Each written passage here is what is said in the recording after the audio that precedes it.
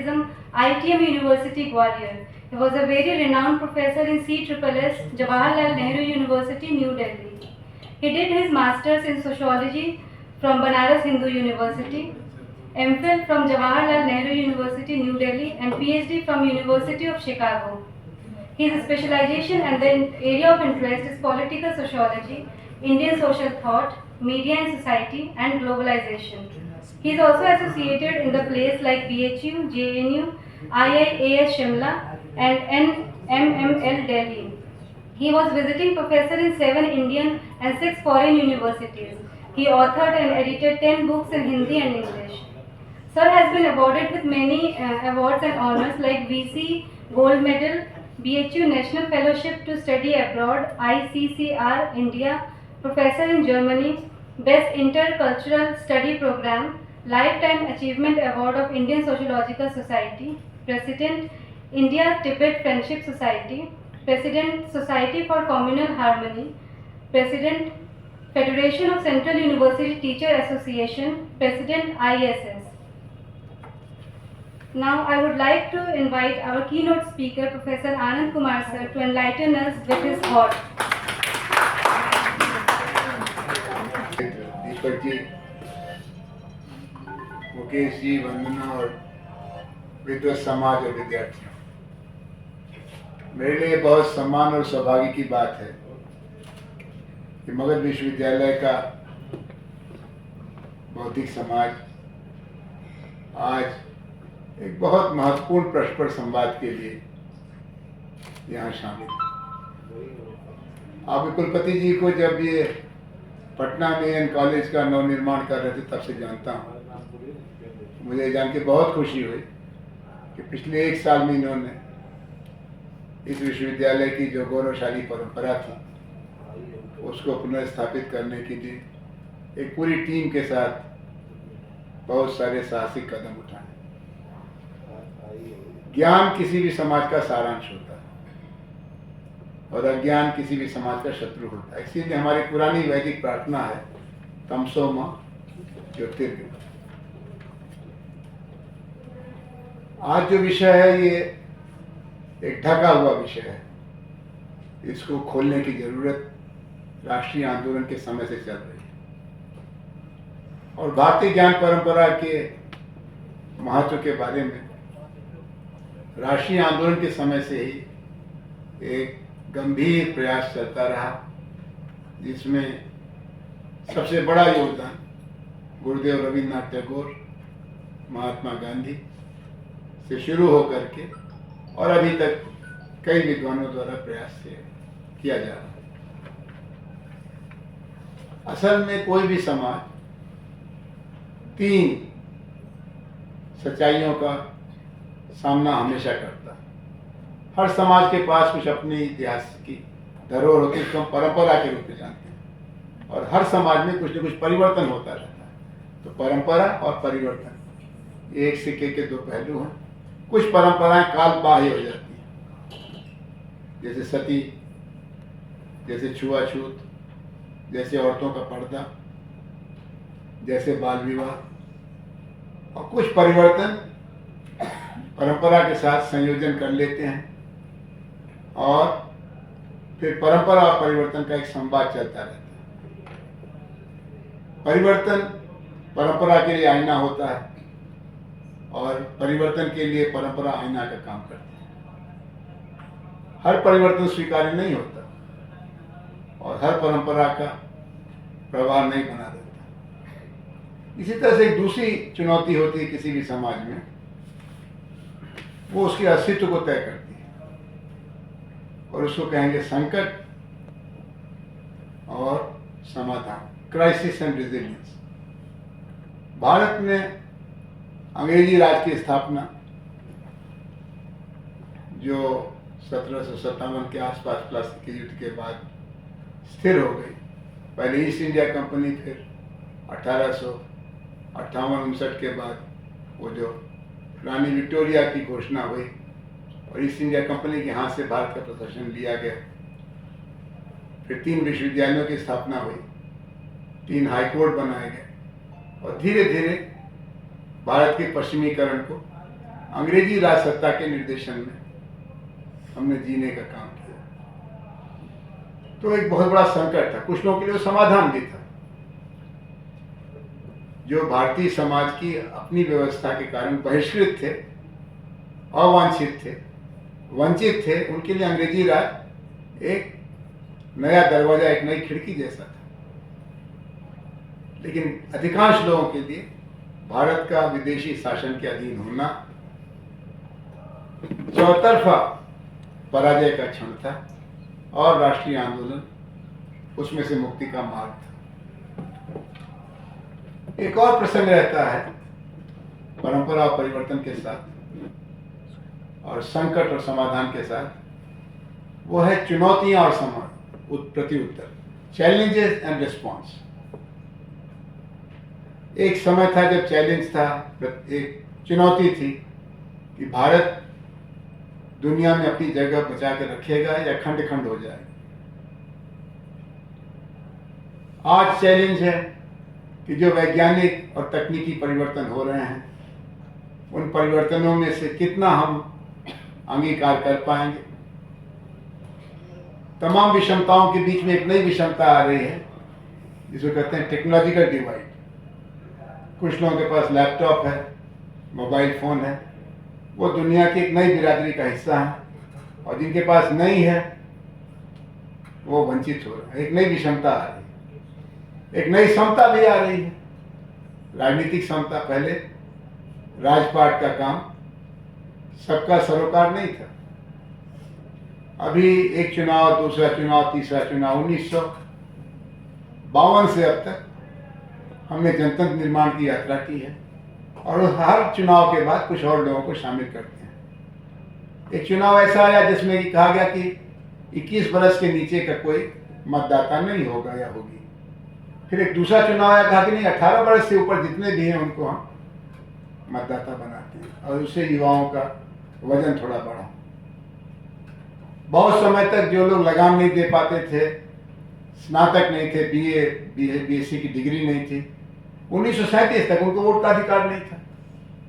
हमारी संविधान सभा भी जो बनी वो कुल 15% जनता के वोट से बनी। लेकिन आज हर भारतीय 18 बरस से ऊपर का, स्त्री पुरुष, हिंदू मुसलमान, गांव शहर, पढ़ अनपढ़ और पोस्ट ग्रेजुएट, डॉक्टरेट, सब वोट के अधिकारी हो गए। ये हमारा उस चुनौती को प्रत्युत्तर था जो स्वराज यात्रा के अगले चरण के रूप में थी कि कैसा भारत बनेगा। क्या हम नवाबों और राजाओं के राजपाट के समय, वो विजयनगर साम्राज्य, हैदराबाद, मैसूर, बनारस, दरभंगा, वहां चले जाएंगे, या एक राजनीतिक नवनिर्माण की तरफ बढ़ेंगे। ऐसे ही ये भी प्रश्न था कि गरीबी का समाधान कैसे होगा।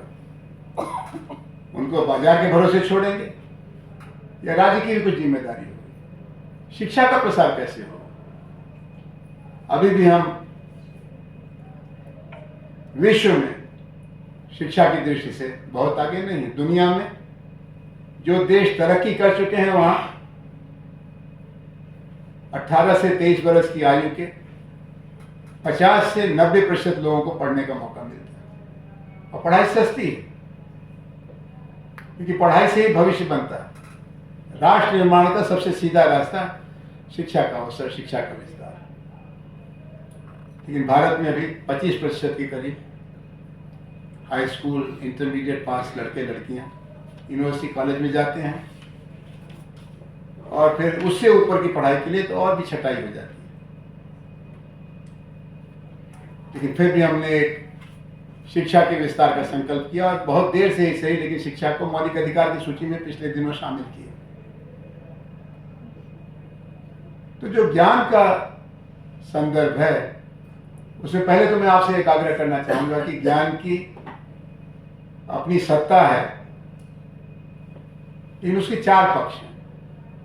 सबसे बड़ा पक्ष है ज्ञान की राजनीति।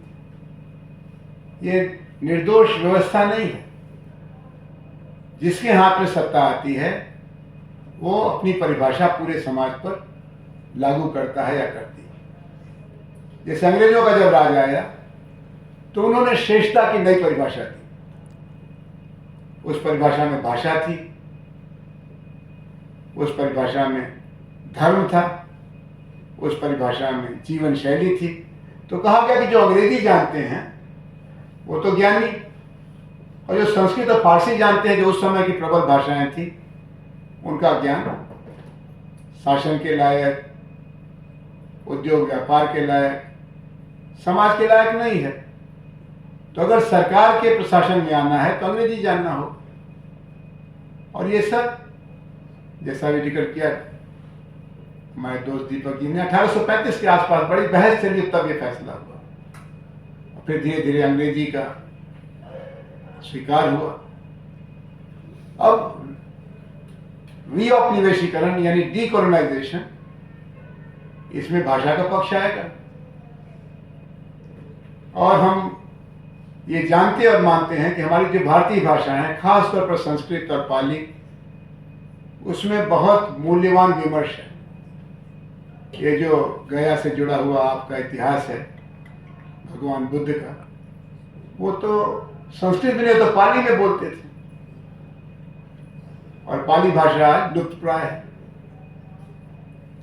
संस्कृत भी बिल्कुल हाशिए की भाषा है। संस्कृत में जो ज्ञान परंपरा है उसमें गणित से लेके आयुर्वेद तक का ज्ञान, लेकिन उसमें प्रवाह नहीं है, एक बंधे हुए तालाब जैसा है। और जो संस्कृत को वापस ज्ञान की भाषा बनाने का प्रयास है, उसके पीछे राज्य सत्ता की ताकत तो इधर पिछले कुछ वर्षों से लगी है, लेकिन जो अर्थ सत्ता है, समाज सत्ता है, उसकी ताकत नहीं है। वहां अंग्रेजी का वर्चस्व वैश्वीकरण के कारण और बढ़ गया। तो एक भाषा का बंधन है, भाषा की दीवार है। दूसरा धर्म की दीवार थी। अंग्रेजी राज के साथ एक धर्म का भी प्रवेश हुआ।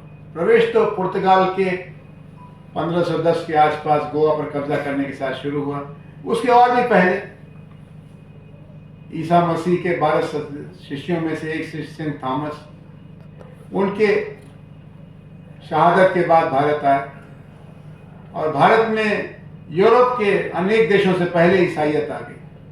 लेकिन अंग्रेजी राज के आने के आसपास उसको प्रबल समर्थन मिला, और गोवा में तो बाकायदा हजारों लोगों को, जो मुख्यतः मुस्लिम और हिंदू थे, ज़्यादा मुस्लिम कम हिंदू, उनको कहा गया कि तय करो, या तो ईसाई बन जाओ या जिंदा जला दिए जाओ। इंक्वेस्ट हुआ। उनकी बेटियों को, उनकी बहुओं को जबरदस्ती ईसाई परिवारों के साथ जोड़ा गया। और ये जो धर्म की सत्ता थी, उसमें यह कहा गया कि जो देशी धर्म है, जिसमें अधिकांश लोग हिंदू धर्म के अनुयायी थे, कुछ इस्लाम के मानने वाले थे, कुछ बौद्ध थे, कुछ जैन थे, कुछ सिख थे, इन सब का दार्शनिक आधार बहुत कमजोर है। असल में तो एक ही श्रेष्ठ धर्म है, ईसाई धर्म, और प्रभु की शरण में जाना है तो ईसा के, जो कि प्रभु के पुत्र हैं, और बाइबल है और चर्च है, उसके माध्यम से आप मुक्ति पा सकते हैं। फिर औपनिवेशिकता का अर्थशास्त्र था, और वो ज्ञान का भी अर्थशास्त्र होता है। उस ज्ञान की कोई कीमत नहीं होती है जिसके साथ आर्थिक स्वावलंबन न हो। अभी मैं चर्चा कर रहा था कि समाजशास्त्र की पढ़ाई है तो, लेकिन धीरे धीरे वो लहर सूख रही है, क्योंकि समाजशास्त्र पढ़ने के बाद रोजगार के अवसर कम है, सोशल वर्क पढ़ने के बाद ज्यादा है। तो अब सोशियोलॉजी के बजाय सोशल वर्क की तरफ लोग जा रहे हैं। फिलॉसफी तो करीब करीब खत्म हो गई है, क्योंकि दर्शन शास्त्र, जो कि एक बड़ी जरूरी ज्ञान धारा है, उसके साथ सिविल सर्विसेज का, उसके साथ विद्यालय में शिक्षा का, क्योंकि ज्यादा तो पढ़ाई के अवसर, रोजगार के अवसर विद्यालयों में है, primary school, middle school, high school. वहाँ फिलॉसफी पढ़ाने का कहते हैं कि बच्चों का दिमाग भी कच्चा होता है, तो उनको फिलॉसफी पढ़ाने का 18 साल, 20 साल, 22 साल के बाद उनको पढ़ाना चाहिए। तो दर्शन का अध्ययन अध्यापन बहुत कमजोर हो गया। पता नहीं शाही जी कितनी कोशिश कर रहे हैं यहाँ पर। एंथ्रोपोलॉजी एक विषय है, जो समाजशास्त्र की बड़ी बहन है। बिना एंथ्रोपोलॉजी के सोशियोलॉजी एक टांग पर दौड़ने की कोशिश है। इन एंथ्रोपोलॉजी का रोजगार से रिश्ता बहुत कमजोर है। तो ज्ञान का अपना एक अर्थशास्त्र भी होता है। और ये जो पश्चिमी ज्ञान साम्राज्य था उसके साथ रोजगार जुड़ा था। और आज भी विद्वानों की दो जातियां, एक जो कि भारत में पढ़े हैं, भारतीय भाषा माध्यम से पढ़े हैं, हिंदी, बंगाली, तमिल, तेलुगु, उर्दू, कन्नड़, उड़िया, और एक विदेशी डिग्री लेके आए। विदेशी डिग्री या देश की डिग्री में कई बार देश की डिग्री ज्यादा अच्छी होती है। भारतीय विद्यालयों में जो गणित की पढ़ाई है, विज्ञान की पढ़ाई है, भाषा की पढ़ाई है, प्रोफेसर साहब, रजिस्ट्रार साहब नहीं बोल पाए संकोच में हमारे समय के लिए, लेकिन अंग्रेजी का जो व्याकरण का ज्ञान भारतीय बच्चों का है वो ब्रिटेन के बच्चों तक का नहीं है। लेकिन अगर पीएचडी आप एडिनबरा से हैं, ऑक्सफोर्ड से हैं, कैम्ब्रिज से हैं, तो आपका पीढ़ा थोड़ा ऊंचा हो जाएगा। अगर आप अमेरिका से पीएचडी लेके आए तो हवा में तैर देंगे आप। और अगर आप गया के हैं, भागलपुर के हैं, दरभंगा के हैं, बनारस के हैं, तो चाल भी थोड़ी मध्यम हो जाएगी कि यार उनको आगे जाने दो। ये विदेश फॉरेन रिटर्न सेमिनार में भी मैं चाहूंगा कि शाहिद जी उस परंपरा को पलटें।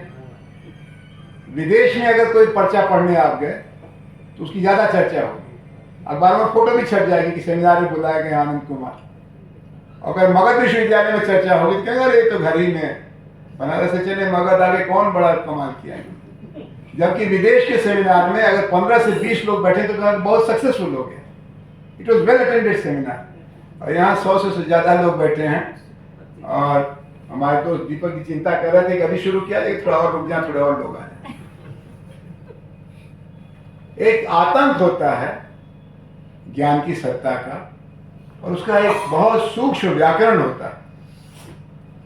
तो ज्ञान की राजनीति है, ज्ञान का दर्शन है, फिलोसफी ऑफ नॉलेज, ज्ञान का अर्थशास्त्र है, और ज्ञान का समाजशास्त्र है। 200 वर्ष से कोशिश हो रही है भारतीय समाज को पश्चिमी ज्ञान परंपरा के अधीन करने की। काफी कुछ सफलता भी मिली है, लेकिन बहुत कुछ नहीं हो पा रहा। क्यों? क्योंकि औपनिवेशिकता एक अस्वाभाविक बात है, इसमें स्वतंत्रता का प्रकाश नहीं है। और मस्तिष्क एक ऐसा क्षेत्र है जो बिना आजादी के पुष्पित पल्लवित नहीं होता। ज्ञान के लिए स्वराज चाहिए। तो जो स्वराज की कल्पना है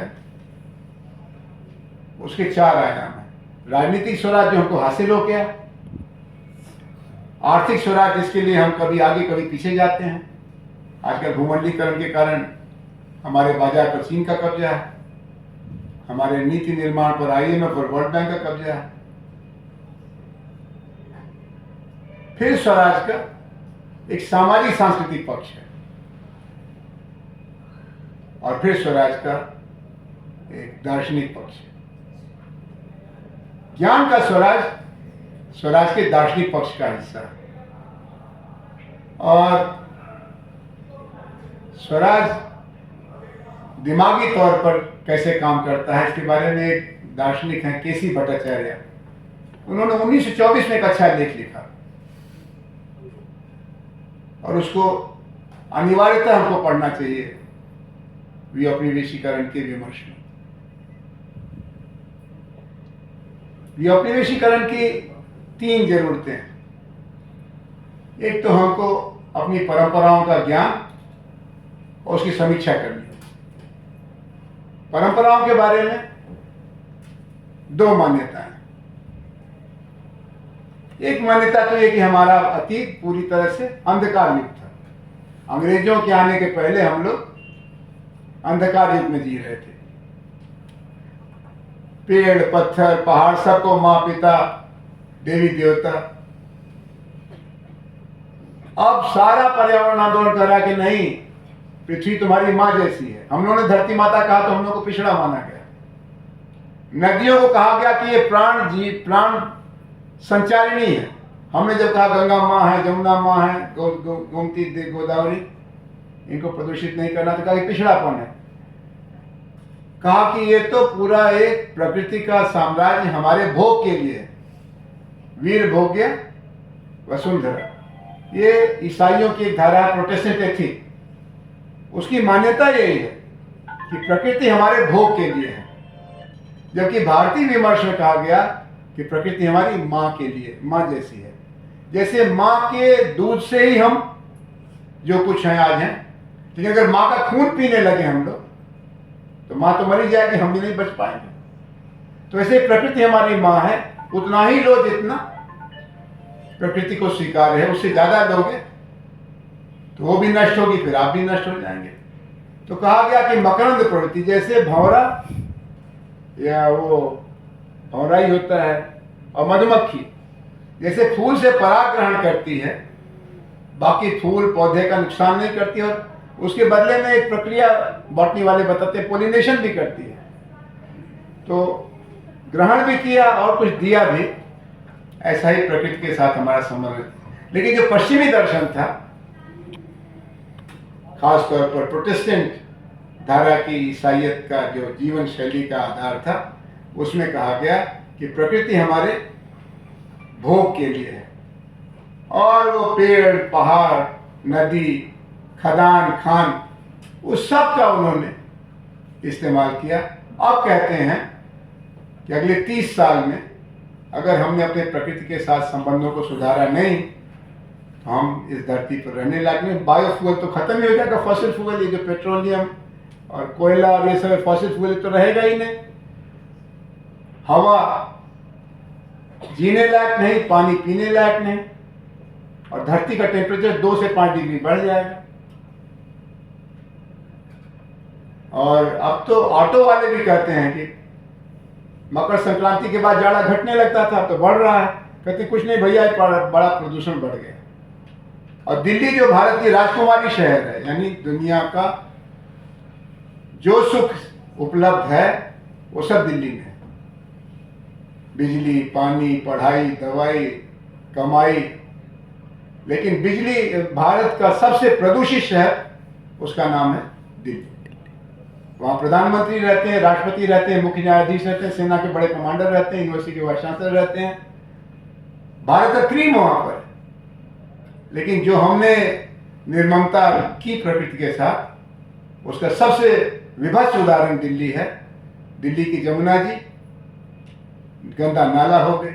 दिल्ली का वो जो वायु का रासायनिक विश्लेषण है, वहाँ जगह जगह बोर्ड लगा रखा कि आज का, क्या बटनी वाले ज्वेलरी वाले बताएंगे, AQI आज का कितना है, होना चाहिए 50 के नीचे। और जब 400 के आसपास रहता तो खबर होती कि आज थोड़ा बेहतर है, 400 के आसपास। ये है परिस्थिति। तो आज ज्ञान विमर्श के स्वदेशीकरण की जरूरत है, लेकिन इसमें जो 2 मान्यताएं हैं, दोनों ही हमारे काम की नहीं। एक मान्यता तो यह है कि जो पुराना था, अंग्रेजों के आने के पहले था, वो सब बेकार है। और दूसरा है कि आज जो है ये बहुत काम का नहीं है। हमारे अतीत में सब कुछ था, कवि की कल्पना से लेके वैज्ञानिक की रचना तक, सबको हम एक दूसरे में मिला देते हैं। तो पीछे देखो होने से काम नहीं चलेगा। लेकिन जो अतीत है उसके पास कुछ तत्व था, तभी तो हम अभी तक चलते रहे। तभी तो इंग्लैंड से, फ्रांस से, जर्मनी से लोग आए भारत को कॉलोनाइज करने के लिए। यहाँ कुछ था। दुनिया के अर्थतंत्र का 25% 17वीं 18वीं शताब्दी में भारत का था। तभी तो वहाँ के सम्राटों ने बड़ा बड़ा पैसा लगा के कहा कोलंबस को, वास्को डी गामा को, औरों को जाओ खोजो, संपन्नता का कोई केंद्र है भारत नाम का, हमको रास्ता नहीं पता है, उसका पता लगाओ। और फिर धीरे धीरे हमारा दोहन शुरू हुआ, जो दादा भाई नौरोजी ने, एक मशहूर किताब है poverty and un-British rule in India, जो इकोनॉमिक्स के लोग पढ़ाते हैं, हम सोशियोलॉजी, पॉलिटिकल साइंस के लोग भी पढ़ाते हैं, कि कैसे भारत में गरीबी का विस्तार हुआ, एक देश पूरा का पूरा दलदल हो गया। अमर्त्य सेन ने भुखमरी के बारे में लिखा, कई करोड़ लोग भुखमरी के शिकार होकर मर गए। युद्ध से नहीं मरे, बीमारी से नहीं मरे, अंग्रेजी राज के कारण मरे। लेकिन कई लोग ऐसे हैं जो आज भी मानते हैं कि हमारी जितनी तरक्की है ये सब अंग्रेजी राज के कारण हुई। अंग्रेज ना आते तो अभी भी हम लोग बैलगाड़ी पे चल रहे। तो ये जो दो अतियां हैं, ये ज्ञान के विमर्श में त्याज्य है। न तो जो वर्तमान है वही प्रगति का श्रेष्ठ पक्ष है, और अतीत है वो त्याज्य है, अव्यावहारिक है, अनुपयोगी है। और न कि जो अतीत है वो अपने आप में पूर्ण था और हमको दुनिया से कुछ लेना नहीं है। तो वी औपनिवेशीकरण की प्रक्रिया में हमको वही दृष्टि अपनानी है जो राष्ट्रीय आंदोलन ने अपनाई थी कि हमारा अपना एक घर होगा, हमारा अपना एक आधार होगा, लेकिन उसके खिड़की दरवाजे खुले रहेंगे। लेकिन किसी हवा को ये इजाजत नहीं होगी कि हमको वो अपने साथ उड़ा ले जाए। हमारा अपना पैर अपनी जमीन पर होगा। और ये बात जाने अनजाने सबसे पहले चिकित्सा विज्ञान से शुरू होती है। ये हमारी नानी को और परनानी को, दादी को, परदादी को आपके मालूम था कि बच्चे खाने में हल्दी मिलानी चाहिए। अब उन्होंने आविष्कार ये किया है वैज्ञानिकों ने कि हल्दी से ज्यादा कोई प्रतिरोधक है नहीं। उसमें एक तत्व होता है कुरकुमिन, वो कैंसर से भी बचाता है, और कैंसर का कोई इलाज दुनिया के पास नहीं है। ऐसे ही जब ये कोरोना वगैरह आया तो क्या कहा कि आप तुलसी और अदरक इसका काढ़ा पीजिए, उससे आपकी इम्यूनिटी बढ़ेगी। जितनी पूरी फार्मास्यूटिकल इंडस्ट्री है वो सब की सब जो भारत की आयुर्वेद परंपरा है, तिब्बती चिकित्सा परंपरा है, चीनियों की परंपरा है, उसकी तरफ बढ़ रही है।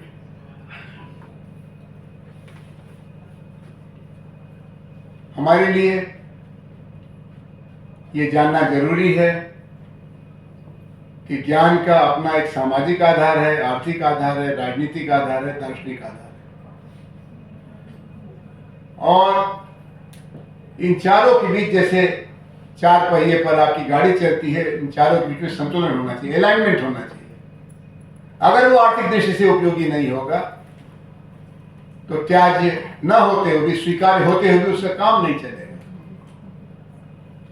जब मैं अध्यापक संघ के साथ जुड़ा था तो मेरा सौभाग्य था कि मैं केंद्रीय विश्वविद्यालय शिक्षकों के महासंघ का अध्यक्ष बनाया गया। लेकिन मेरा दुर्भाग्य ये था कि उस समय एक नई शिक्षा नीति लाने का प्रयास हो रहा था, इसको कहा गया बिरला अंबानी रिपोर्ट। इसमें यह कहा गया कि शिक्षा का, उच्च शिक्षा का व्यवसायीकरण करना चाहिए। भारत जैसे गरीब देश के पास इतना पैसा नहीं है कि विश्वविद्यालयों कॉलेजों की पढ़ाई का इंतजाम करे। प्राइमरी स्कूल और मिडिल स्कूल तक तो ठीक है, सरकार की जिम्मेदारी, उससे ऊपर जिसको चाहिए वो उसका भुगतान करे। तो हम लोगों ने उसका विरोध किया और बिरला अंबानी रिपोर्ट के सूत्रधार भौतिकी विज्ञान के इलाहाबाद के पुराने प्रोफेसर डॉक्टर मुरली मनोहर जोशी जी थे। मुरली मनोहर जोशी जी भी डीकोलोनाइजेशन के समर्थक थे, क्योंकि जिस धारा से वो आए थे, राष्ट्रीय स्वयंसेवक संघ, उसकी शिक्षा की बड़ी स्पष्ट आलोचना है कि पश्चिमीकरण की शिक्षा हमारे लिए उचित नहीं। लेकिन जब डॉक्टर मुरली मनोहर जोशी जी भारत के केंद्रीय शिक्षा मंत्री बने तो भी वो कुल 3 नए काम कर सके। एक तो उन्होंने संस्कृत की पढ़ाई को प्रोत्साहित करने के लिए special centres, special fellowship, special professorship वगैरह किया। दूसरा, ज्योतिष के ज्ञान को वैज्ञानिक आधार देने के लिए उन्होंने ज्योतिष में डिप्लोमा, ज्योतिष में MA वगैरह किया। और तीसरा, पुरोहिती, ये जो हर एक हिंदू के घर में जीने से लेकर मरने तक एक नए व्यक्ति की जरूरत होती है, इसको हम लोग पुरोहित कहते हैं। हर परिवार का अपना एक पुरोहित होता है, होना अवश्य रहता है। उसको स्टैंडर्डाइज करने के लिए कि कम से कम ये श्लोक जो पढ़ते हैं उसको पंडित जी को खुद तो मालूम है, फिर हमको बताना। लेकिन वो तीनों ही प्रयास उनके सफल नहीं हो पाए। जितनी सफलता जेंडर स्टडीज प्रोग्राम को मिली, दलित स्टडीज प्रोग्राम को मिली, उतनी सफलता डॉक्टर मुरली मनोहर जोशी जी के समर्थन के बावजूद न तो संस्कृत को मिली, न ज्योतिष को मिली, न पुरोहित विज्ञान को मिली। तो उसके कारण फिर उन्होंने एक नई शिक्षा नीति की तलाश में 2 कमीशन बनाया। जब दोबारा सरकार आई भारतीय जनता पार्टी के नायकों नायिकाओं की, एक थी TSR सुब्रमण्यम कमेटी, उस समय श्रीमती स्मृति ईरानी शिक्षा मंत्री थी। लेकिन उस रिपोर्ट से सरकार सहमत नहीं थी। तो फिर जब प्रकाश जावड़ेकर जी शिक्षा मंत्री बने तो उन्होंने एक नया कमेटी बनाया जो कस्तूरी रंगन जैसे प्रसिद्ध टेक्नोलॉजिस्ट और उनका अपना विशेषज्ञता का क्षेत्र ये रॉकेट और मिसाइल वाला है। तो कस्तूरी रंगन जी की अध्यक्षता में जो कमेटी बनी, उस रिपोर्ट को स्वीकार किया गया। वो हो गई न्यू एजुकेशन पॉलिसी 2020। उस पॉलिसी के अंदर जो बड़ी बात है वो ये है कि उसने भाषाओं के महत्व को स्वीकार किया और कहा कि बच्चों की आरंभिक शिक्षा मातृभाषा में होनी चाहिए। अब ये अलग बात है कि साधन होगा तब मुंडारी के शिक्षक की अपॉइंटमेंट होगी, साधन होगा तब पहाड़ी क्षेत्रों में बोली जाने वाली भाषाओं का, और इन भाषाओं का अस्तित्व खतरे में। तो कोलोनाइजेशन जो है यानी उपनिवेशीकरण और डीकोलोनाइजेशन रीउपनिवेशीकरण, ये खाली अंग्रेजी राज से जुड़ी बात नहीं है। हम अभी हिमाचल गए थे, जैसे शाही जी ने हमको यहाँ आने का मौका दिया, वैसा ही हिमाचल में एक सेमिनार था। तो वहाँ के लोग शिकायत कर रहे थे हिंदी के प्रति कि हिंदी और पंजाबी के दबाव में जो पहाड़ में बोली जाने वाली भाषाएं हैं वो सब सूख रही हैं, क्योंकि घर में तो अपनी दादी नानी से पहाड़ी में बात करते हैं, लेकिन स्कूल में हिंदी और थोड़ा बहुत अंग्रेजी। अगर वो हिंदी जाने पंजाबी जाने तब तो उनको रोजगार मिलेगा। तो जो भाषा का प्रश्न है ये हमारे लिए एक बड़ी चुनौती है। अभी भी लोग कहते हैं कि शब्दों का संकट है। हमारा अपना विषय जिसमें वंदना पढ़ने आई आपके गांव से, फिर लौट के आपके यहाँ आई, समाजशास्त्र यानी जो भारतीय समाज के बारे में भी हमको करना है, उसमें भी हिंदी में पढ़ाना कठिन हो गया। हिंदी में शोध निबंध लिखना बहुत उपयोगी नहीं है। मैं जब एमफिल में था, हम तो अंग्रेजी हटाओ आंदोलन की पीढ़ी के लोग थे। अभी कर्पूरी जी की शताब्दी मनाई गई, तो उनका उसके ज़माने में एक उन्होंने नियम बनाया कि जो बच्चे बच्चियाँ हाई स्कूल में भौतिकी में पास, गणित में पास, इतिहास में पास, हिंदी में पास, खाली अंग्रेजी में फेल है, उनको भी उत्तीर्ण किया जाएगा। तो उसको कुछ डॉक्टर साहब बताए थे, क्या PWE, पास विदाउट इंग्लिश। मध्यम वर्ग बगावत कर गए कि हमारे बच्चों का तो भविष्य खतरे में पड़ जाएगा, अंग्रेजी नहीं सीखेंगे तो नौकरी कौन देगा। तो वो प्रयोग असफल रहा। कर्पूरी जी ने जो शिक्षा में क्रांति की कोशिश की, अंग्रेजी के दबाव से हमारी ज्ञान परंपरा को बचाने की कोशिश की, वो असफल रही। और जब से भूमंडलीकरण आया यानी 1991-92 से अंग्रेजी दुगने वेग से चढ़ गई। हम कहते थे भाषा की मुक्ति के लिए, भाषा स्वराज के लिए, कि रूस इतना आगे बढ़ गया, वो तो रूसी में पढ़ाते हैं। चीन कितना आगे चला गया, जर्मनी चला गया, जापान चला गया, लेकिन इन देशों में भी अब पिछले दरवाजे से अंग्रेजी आ गई। तो हमारा अंग्रेजी का रिश्ता बड़ा टेढ़ा है।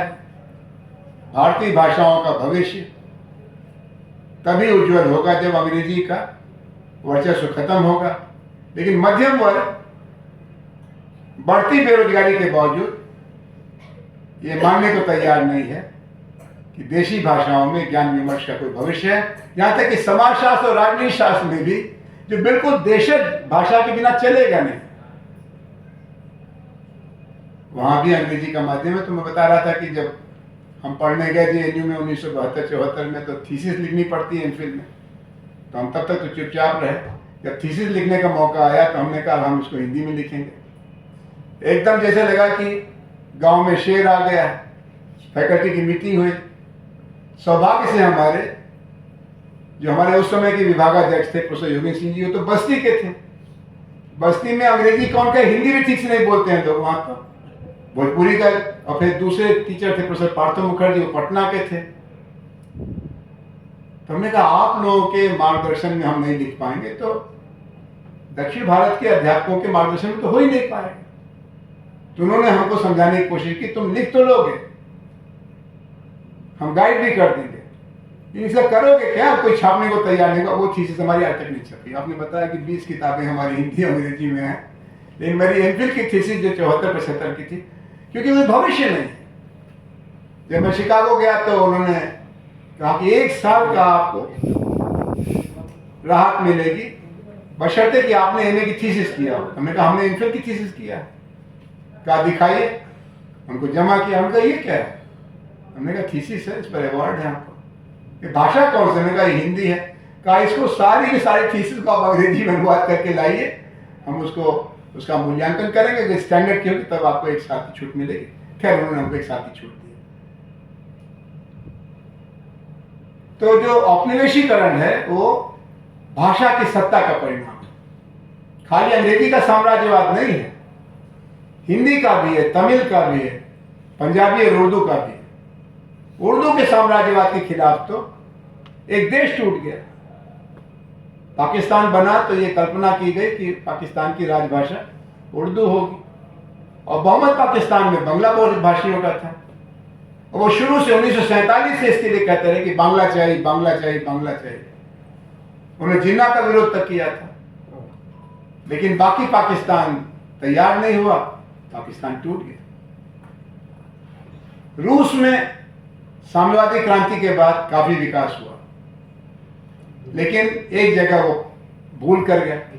उन्होंने रूस की सरकारी भाषा रूसी को बनाया, जबकि जो एशियाई रूस था वहां पर और भाषाएं थी जो पश्तो से मिलती जुलती हैं, फारसी से मिलती जुलती हैं, संस्कृत से मिलती जुलती हैं।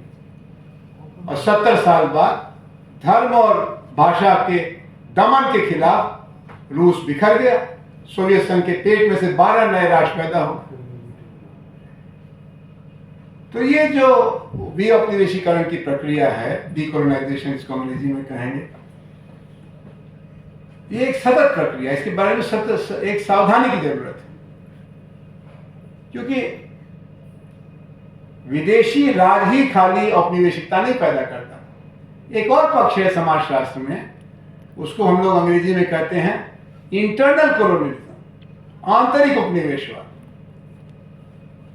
और एक आचार्य हैं सच्चिदानंद सिन्हा जी, उन्होंने बिहार का संकट यही बताया कि बिहार को बाकी भारत ने अपना उपनिवेश बना दिया। अभी मैं पटना में था, स्टेशन पर बड़ी भारी भीड़ थी, वहां पर हर प्लेटफॉर्म पर भीड़ थी नौजवानों की। मुझे सब कहाँ जा रहे हैं? कोई इम्तहान होने वाला है, कोई नौकरी निकली है। कहा ना ये एर्नाकुलम एक्सप्रेस है, ये सीधे एर्नाकुलम ले जा रही है। ये चेन्नई एक्सप्रेस है, ये चेन्नई ले जा रही है। ये अमृतसर एक्सप्रेस है, ये अमृतसर ले जा रही है। तो कहा क्यों जा रहे हैं? रोजगार के लिए जा रहे हैं। तो औद्योगिकरण तो पंजाब के हवाले, तमिलनाडु के हवाले, केरल के हवाले, और श्रम शक्ति बिहार, झारखंड, उड़ीसा। ये आंतरिक उपनिवेशीकरण। ज्ञान के बारे में भी उनको सतर्क रहना है कि विऔपनिवेशीकरण खाली पश्चिम के मटमैले प्रभाव से मुक्ति नहीं है। ज्ञान की सत्ता के लिए भाषा स्वराज चाहिए, ज्ञान की सत्ता के लिए राजनीतिक स्वराज चाहिए, ज्ञान की सत्ता के लिए आर्थिक स्वराज चाहिए। अंग्रेजों ने हमारे ऊपर कब्जा रोजगार के रास्ते से किया, व्यापार के रास्ते से किया। वरना जब अंग्रेज आए थे तो भारत के प्रशासन की भाषा फारसी थी, यहां से लेकर हैदराबाद। फिर फारसी जानने वालों को नौकरियां मिलने लगी। आज भी भारत के जो मध्यकालीन इतिहास का अध्ययन करते हैं उन लोगों को फारसी जानना जरूरी है, क्योंकि 18वीं शताब्दी तक तो फारसी में ही सब राजपाट चलता था। राज पलट गया तो भाषा पलट गई। तो जो लोग हिंदी के बारे में समझना पड़ेगा पड़ेगा। अभी वो क्या नाम है उस बच्चे का जिससे हम लोग खेल रहे थे, अदम्य। अब अदम्य की माँ अगर अदम्य से hello good morning my dear करती रहेगी तो न घर का रहेगा न घाट का रहेगा। क्योंकि हमारे सीखने का एक मनोविज्ञान है। यहाँ जो मनोविज्ञान के शिक्षक शिक्षिका हैं वो आपको बताएंगे कि शुरू के 7-8 बरस तक बच्चे को सीखने का आतंक नहीं, सीखने का आनंद मिलना चाहिए। और वो आनंद मिलेगा मातृभाषा में। आपके लिए भोजपुरी गधा पचीसी की भाषा होगी, लेकिन हमारे लिए वो ज्ञान की भाषा है क्योंकि हमारी मातृभाषा है। और उसके बाद जैसे यूरोप में किया है कि यूरोप में 13-14 बरस की उम्र तक तो मातृभाषा में पढ़ाते हैं। उसके बाद जिसको आगे पढ़ना, ज्यादातर लोग पढ़ना रहता है तो पड़ोसी देशों की भाषा को पढ़ाते हैं। तो शुरू में तो बच्चा 11-12 बरस तक एक भाषा जो मातृभाषा है उसमें पढ़ती है। उसके बाद एकदम से 3-4 भाषाएं सीख लेते हैं। उसमें जर्मन है, फ्रेंच है, ग्रीक और लैटिन भी है। ग्रीक और लैटिन आज मरी हुई भाषाएं हैं जैसे हमारी संस्कृत है, लेकिन ज्ञान के विमर्श के प्रवाह को जानने के लिए ग्रीक और लैटिन जानना जरूरी है। तो अगर आगे पढ़ने जाना है तो ग्रीक और लैटिन को सीखना पड़ेगा। वैसे भारतीय ज्ञान विमर्श का स्वराज तभी होगा जब आप संस्कृत और पाली को भी पढ़ने के लिए लोगों को प्रेरित करेंगे। अभी तो भारत के विशेषज्ञ क्यों हैं? अमेरिका में अगर कोई भारत के बारे में अध्ययन करना चाहता है या चाहती है तो उसको भारत की जिस क्षेत्र का अध्ययन करना वो भाषा सीखनी पड़ती है। लेकिन भारतीय विश्वविद्यालयों में, हमारे विश्वविद्यालयों में भारतीय भाषाओं का इतना अवमूल्यन है कि अंग्रेजी ठीक से आती तो काम चल जाए। और बहुत सारे लोग सारी जिंदगी इस कुंठा में रहते हैं कि अंग्रेजी हमको ठीक से बोलनी, पढ़ तो लेंगे सर लेकिन बोल नहीं पाएंगे। अरे बोलने की आपको गुंजाइश ही नहीं है। न माँ ने अंग्रेजी में बोला, न दादी ने बोला, न पड़ोस में बोला, न मित्रों में है, तो अंग्रेजी कैसे सीखेंगे? भाषा तो व्यवहार के साथ चलती है, भाषा का अपना समाजशास्त्र है। तो विपनिवेशीकरण के संदर्भ में पहली बाधा, पहली ऊंची दीवार है भाषा। भाषा के बारे में ये समझ लेना है कि चाहे मुंडारी हो, चाहे मगधी हो, चाहे मैथिल हो, हर भाषा अगर वो जीवंत भाषा है तो उसका एक सामाजिक आधार है। उसका राजनीतिक इस्तेमाल है कि नहीं, उसका आर्थिक उपयोग है कि नहीं, ये तो वक्त तय करता है। लेकिन अगर भाषा जिंदा है तो उस भाषा के अंदर क्षमता है कि वो ज्ञान का भी माध्यम बन सकती है। ये तो जिम्मेदारी उस काल के बुद्धिजीवियों की है।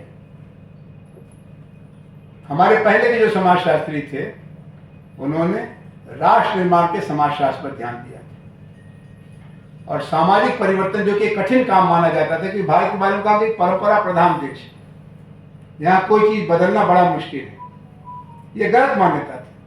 लेकिन प्रोफेसर श्रीनिवास से लेकर योगेंद्र सिंह ने जो अध्ययन किया उसको उन्होंने कहा सामाजिक परिवर्तन का समाजशास्त्र और आधुनिकीकरण का समाजशास्त्र। जब आप और हम पढ़ रहे थे तो ज्यादातर थीसिस का टॉपिक ही रहता था modernization and women, modernization and rural India, modernization and middle class. उसके बाद विकास का विमर्श आया। जब हम अपने राष्ट्र के भविष्य के बारे में निश्चिंत हो गए, आश्वस्त हो गए कि ये टूटने वाला नहीं है, तब हमने भारत के विकास के विमर्श को उठाया और तब education and development, democracy and development, technology and development जैसे बात की। आज हम उससे भी आगे बढ़ गए क्योंकि हमको मालूम है कि विकास हमारी भूख हो चुकी है। तब अस्मिता का विमर्श चल रहा, आइडेंटिटी सोशियोलॉजी, महिला और समाज, दलित और समाज, धर्म और समाज, क्षेत्र और समाज। ये हमारे विश्वविद्यालयों की क्षमता का उदाहरण है कि हम समय के साथ कदमताल कर सकते हैं।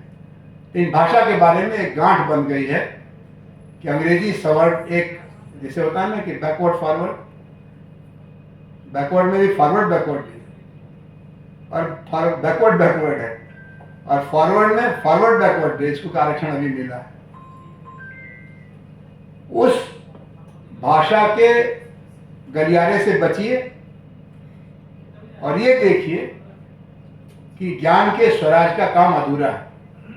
हमने राजनीतिक स्वराज को ही पूर्ण स्वराज मान लिया। अभी हमको ज्ञान के स्वराज का काम करना बाकी है। क्या कारण है कि भारत के श्रेष्ठतम विद्वान सपने में, उनका सपना मगध विश्वविद्यालय या पटना विश्वविद्यालय या बनारस विश्वविद्यालय में नहीं, वो चाहते हैं कि पढ़ाई इतनी अच्छी हो जाए कि हम हार्वर्ड में, ऑक्सफोर्ड में, कैम्ब्रिज में पढ़ा सकें। ये हमारी दिमागी गुलामी का बचा हुआ अवशेष है। और दूसरा जो मैंने कहा कि अगर आप ज्ञान के स्वराज के लिए प्रतिबद्ध हैं तो उसका यह मतलब नहीं कि अब संस्कृत में ही खाइए, संस्कृत में ही ओढ़िए, संस्कृत को ही बिछाइए।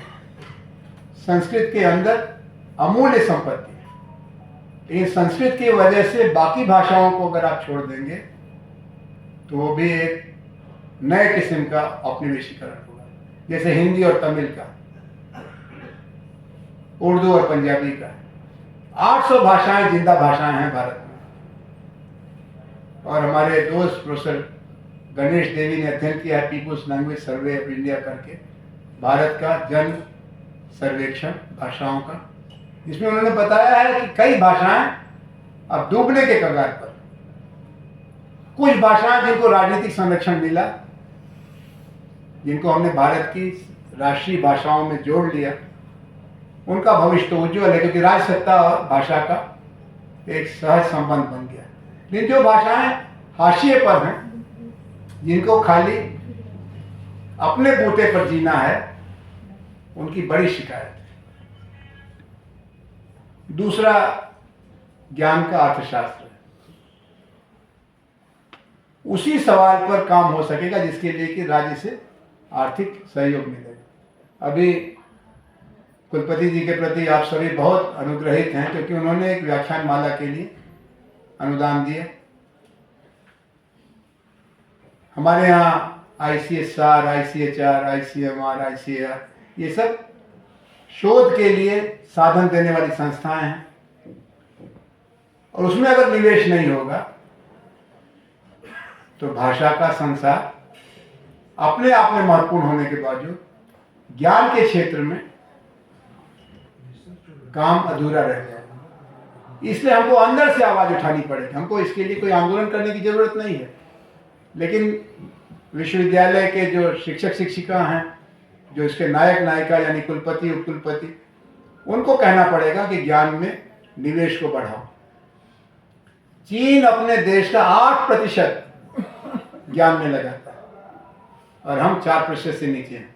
और जबकि मैं विद्यार्थी था तो कोठारी आयोग एक आया था 1964-66 में, तब से लेके कस्तूरी रंगन आयोग जो न्यू एजुकेशन पॉलिसी है 2020, सबका एक प्रश्न पर एक मत है कि हमारी सरकारों को यानी राज्य और केंद्रीय सरकारों को ज्ञान के क्षेत्र में 4% को बढ़ा के 1.5 गुना 6% कम से कम लगाना चाहिए। नहीं करेंगे तो ज्ञान का स्वराज, उसकी प्रक्रिया, उसकी प्रतिबद्धता तमाम चर्चाओं के बावजूद आगे नहीं बढ़ पाएगी, क्योंकि ज्ञान का अपना एक आर्थिक आधार भी है। आपके यहाँ एक JRF व्यवस्था है, जूनियर रिसर्च फेलोशिप। जिन लड़के लड़कियों को JRF मिलता है, फिर वो आजाद पंछी की तरह से जो विषय चाहें उस पर शोध कर सकते हैं या कर सकती हैं। सुपरवाइजर भी खुश रहता है कि तुमको JRF है कि नहीं।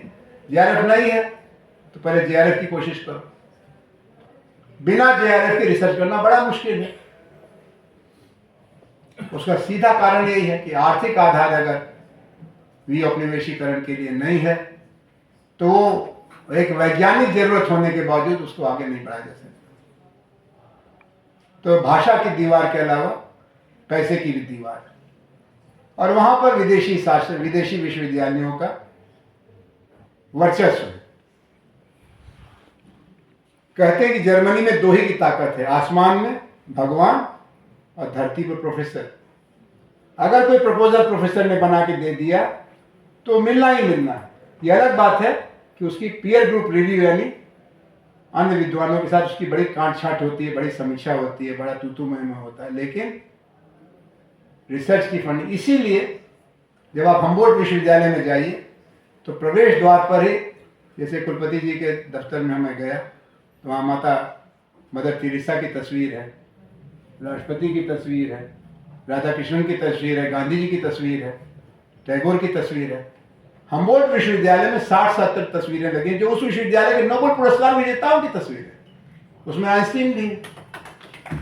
तो एक दिन ऐसा होना चाहिए कि मगध विश्वविद्यालय, बनारस विश्वविद्यालय, जवाहरलाल नेहरू विश्वविद्यालय के प्रवेश द्वार पर उन विद्वानों विदुषियों की तस्वीरें हों जिन्होंने मानवता के ज्ञान भंडार में कुछ मौलिक योगदान किया। वो तभी हो पाएगा जब उनको अवसर मिले, उनको फंडिंग मिले। आजकल फंडिंग का एक ही सूत्र है, उसमें आप एनवायरमेंटल प्रोटेक्शन जोड़ दीजिए। 15 साल पहले फंडिंग का एक ही तरीका था कि उसमें मैनेजमेंट जोड़ दीजिए, मैनेजमेंट का दौर था। उसके पहले एक ही तरीका था, उसमें मॉडर्नाइजेशन जोड़ दीजिए। तो एक दबाव, एक रुझान, एक आग्रह होता है सत्ता प्रतिष्ठान का। मेरी आशा है कि मौजूदा सत्ता प्रतिष्ठान, जो कई दलों का गठबंधन है, जिसमें केंद्र में भारतीय जनता पार्टी प्रमुख है, राज्यों में अलग अलग दलों की सरकारें हैं, इन लोगों के बीच में इस बारे में सहमति होनी चाहिए कि भारत की स्वराज यात्रा में राजनीतिक स्वराज हमने हासिल कर लिया है, आर्थिक स्वराज की तरफ बढ़ रहे हैं, सामाजिक न्याय के बारे में ये बहस नहीं रहेगी। कोई छुआछूत का समर्थक नहीं मिलेगा, कोई औरत को पीछे रखने का समर्थक नहीं मिलेगा। बिहार तो उस मामले में बहुत आगे। बिहार पहला राज्य है जिसने महिलाओं को पंचायती राज में आरक्षण दिया और उसका फिर पूरे देश ने अनुगमन किया। इसी तरह से आरक्षण के बारे में शुरू में जब बीपी मंडल आयोग लागू हुआ तो बहस चली, झगड़ा भी हुआ, लेकिन सर्वोच्च न्यायालय ने कहा क्रीमी लेयर को हटा करके बाकी शैक्षिक और सामाजिक दृष्टि से पिछड़े वर्गों को आरक्षण मिलना चाहिए, और देश ने उसको स्वीकार कर लिया। तो सामाजिक न्याय के लिए सहमति है, यानी सामाजिक स्वराज। आर्थिक स्वराज के लिए पूरे देश की कसम है कि हम सबसे आगे चलेंगे, किसी के पीछे नहीं रहेंगे। और कहते भी है कि हम शायद दुनिया के देशों में तीसरे नंबर पर आ गए हैं। चीन, अमेरिका और फिर भारत। इंग्लैंड भी पीछे छूट गया, जर्मनी, फ्रांस तो बहुत पहले, जापान पीछे छूट गया था। लेकिन जो ज्ञान का स्वराज है, मानसिक स्वराज है, उसके बारे में हम बहुत उपेक्षा करते हैं। उसकी ये जो दो दीवारें हैं, भाषा की दीवार और दूसरा फंडिंग। यूरोप अमेरिका में फंडिंग के तमाम साधन हैं और इतना फंड उनको मिलता है कि हम लोग उनसे घबरा गए। FCRA वगैरह लगा करके हम लोगों ने कोशिश किया है कि ये जो बाहर से फंड लेकर के आते हैं रिसर्च करने, उनके ऊपर कुछ अंकुश लगाया जाए, क्योंकि वो जो हमारे समाज का दोष है उसको तो बढ़ा के दिखाते हैं और जो समाज की शक्ति है उसको घटा के दिखाते हैं।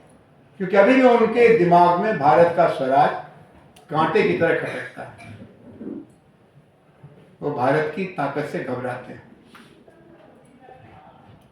तो जो शिक्षा में निवेश है, इसको एक कसौटी बनाना चाहिए कि भारत का स्वराज का यज्ञ तभी पूरा होगा जब हम मानसिक स्वराज के मोर्चे पर भी सफल हों। भाषा की दृष्टि से हम अभी भी अपने को कुंठित मानते हैं और देशी भाषाओं में ज्ञान का विमर्श, सामाजिक विज्ञान में भी आधा अधूरा है। मेडिकल की पढ़ाई में, कंप्यूटर की पढ़ाई में तो हम 2 मिनट के लिए रुक सकते हैं, लेकिन भारतीय अर्थशास्त्र के विश्लेषण में, भारतीय समाजशास्त्र के विश्लेषण में, भारतीय राजनीति के विश्लेषण में भाषा की दीवार की क्या जरूरत है? अभी तो समझ में भी नहीं आएगा। तमिलनाडु की राजनीति का अगर विश्लेषण करना है, तमिलनाडु के समाज व्यवस्था का विश्लेषण करना, तो आपको तमिल जानना ही पड़ेगा, तो अंग्रेजी भी अब नहीं जानते। पंजाब की भी यही स्थिति है।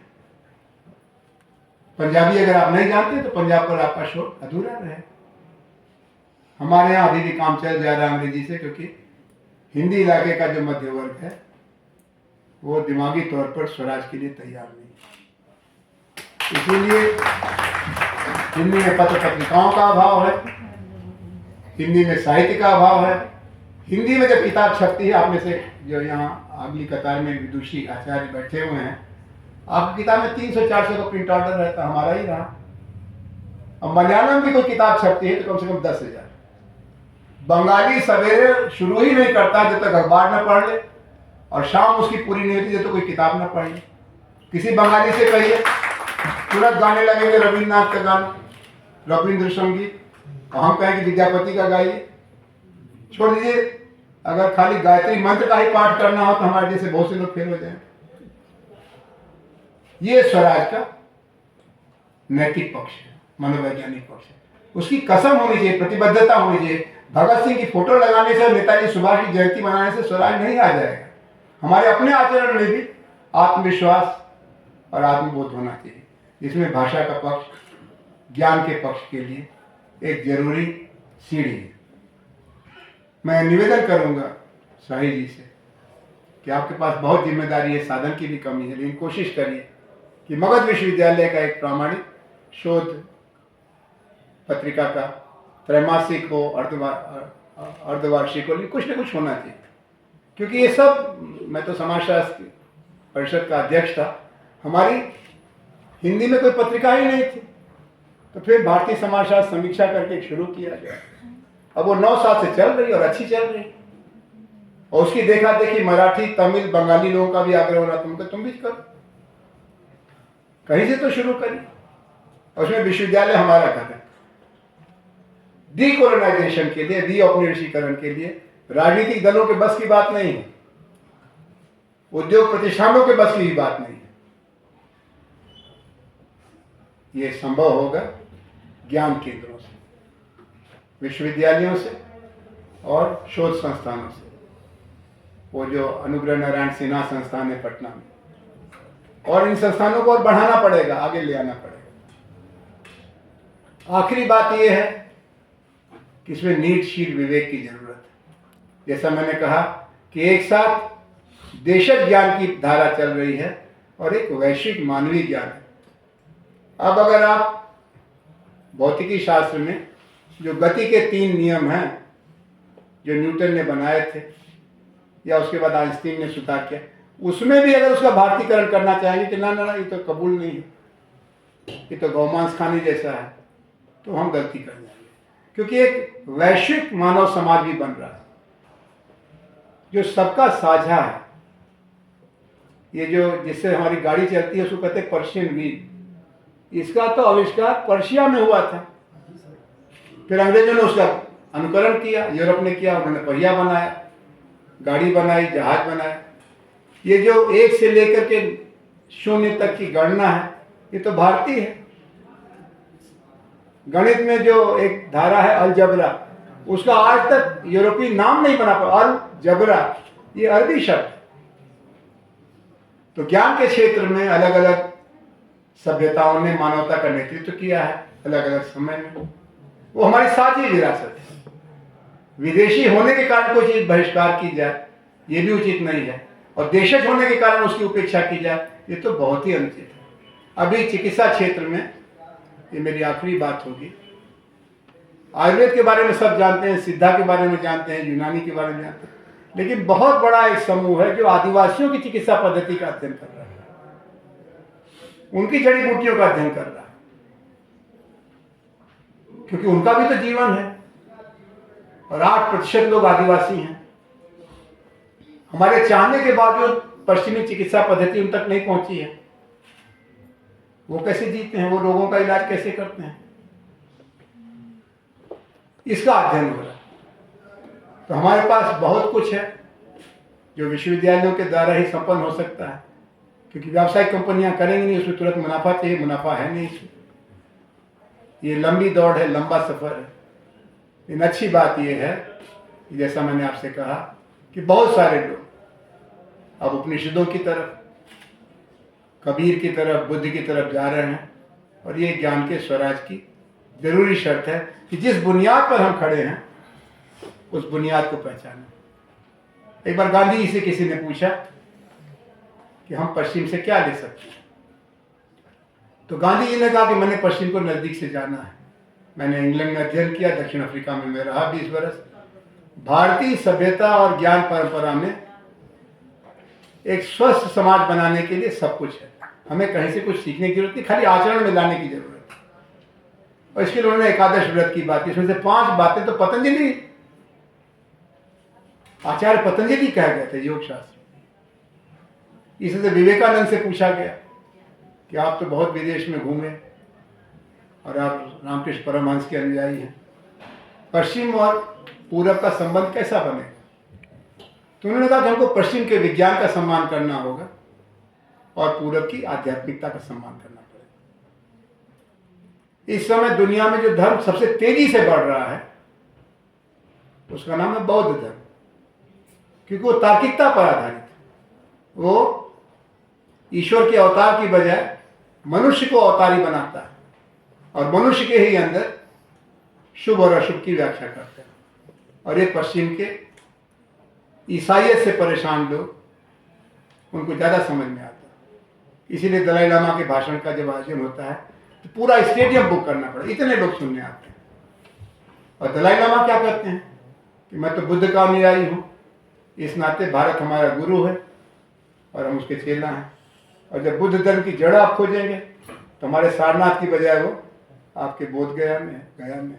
तो उस धरती को प्रणाम करते हुए मैं आपका आह्वान करता हूँ कि ज्ञान के स्वराज के लिए जो भी औपनिवेशीकरण का व्यावहारिक अर्थ है, आपके पास जो क्षमता है, आप में से कुछ लोग रिसर्च स्कॉलर हैं, कुछ होने वाले हैं, ऐसे विषय लीजिए जो ज्ञान स्वराज की यात्रा को एक कदम आगे बढ़ा सकें। और जो विद्वत समाज है उनसे मैं कहूँगा कि अपने पाठ्यक्रम में विऔपनिवेशीकरण को एक जरूरी सामाजिक राजनीतिक प्रक्रिया के तौर पर पहचाने और अपने विद्यार्थियों को बताएं। इसके बारे में चर्चा न करना ऐसे ही है जैसे सांप घर में घुस गया हो और बच्चों को बहलाने के लिए हम लोग कहें चला गया, चला नहीं गया। विदेशी राज हमारे जीवन से राजनीति में घटा, लेकिन अर्थव्यवस्था में वैश्वीकरण के दरवाजे से वापस आ रहा है और ज्ञान व्यवस्था में तो कभी हटा ही नहीं था। हम अभी भी इस बारे में शर्मिंदा होते हैं कि विश्व के 500 श्रेष्ठ विश्वविद्यालयों में हमारा नाम नहीं आता। कैसे आए? आपने पहले ही उनके अपने को कार्बन कॉपी बना रखा है। जब ज्ञान की मौलिकता के लिए आप संसाधन नहीं जुटाएंगे, जो ज्ञान की साधना में लगे हुए लोग हैं यानी अध्यापक और विद्यार्थी, उनकी जरूरतों की उपेक्षा करेंगे तो ज्ञान का स्वराज सिद्ध करने वाले लोग कहाँ से आगे बढ़ेंगे। मुझे बहुत खुशी है, मैं बधाई देता हूँ समाजशास्त्र विभाग को और मगध विश्वविद्यालय को कि आपने इस बहस को शुरू किया है। मुझे आशा है कि आपकी बहस का संवाद औरों तक जाएगा, क्योंकि हजारों हजार दिमागों को इसमें लगाने की जरूरत है। जैसे राजनीतिक स्वराज को पाने के लिए कोई 40-50 साल 1905 से शुरू हुआ बंगाल के विभाजन का विरोध से, या 1857 से शुरू हुआ और 90 साल लगा, वैसे ही ज्ञान के स्वराज के लिए विऔपनिवेशीकरण के लिए हमें बहुत सतर्कता बरतनी है। हम आंतरिक उपनिवेशों का निर्माण न करें, इंटरनल कॉलोनिज्म को भी न बढ़ावा दें, और जो विऔपनिवेशीकरण डीकोलोनाइजेशन, उसका समाजशास्त्र, उसकी राजनीति, उसका अर्थशास्त्र और उसके दर्शन के नियमों को तलाशें और उन नियमों का सम्मान करें। बहुत धन्यवाद।